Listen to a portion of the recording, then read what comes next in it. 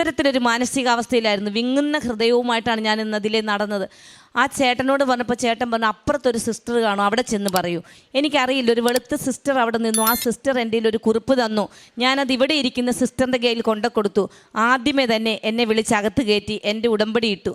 അതിനുശേഷം ഈ കുഞ്ഞ് മാതാവിൻ്റെ മുമ്പിൽ നിന്ന് പൊട്ടി പൊട്ടി കരയുന്നു. ഞാൻ നോക്കിയപ്പോൾ ഞാൻ ചോദിച്ചു, എന്താ മോളെ കരയുന്നത്?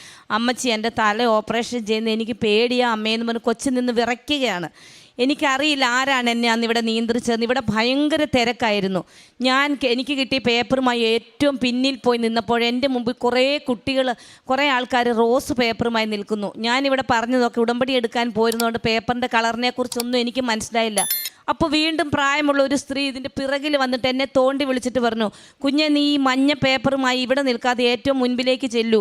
അച്ഛനിപ്പോൾ ചോദിച്ചതേ ഉള്ളൂ മഞ്ഞ പേപ്പറുള്ള ആരെങ്കിലും ഉണ്ടോ എന്ന്. ഞാൻ പെട്ടെന്ന് മുൻപിലേക്ക് വന്നു. കുഞ്ഞിനെ അച്ഛൻ അടുത്തേക്ക് വിളിച്ചു. കുഞ്ഞിൻ്റെ കയ്യിലിരുന്ന പേപ്പർ ജോസഫ് അച്ഛൻ വാങ്ങിച്ചു. അച്ഛൻ അൾത്താരയിൽ ചെന്ന് പ്രാർത്ഥിച്ച്.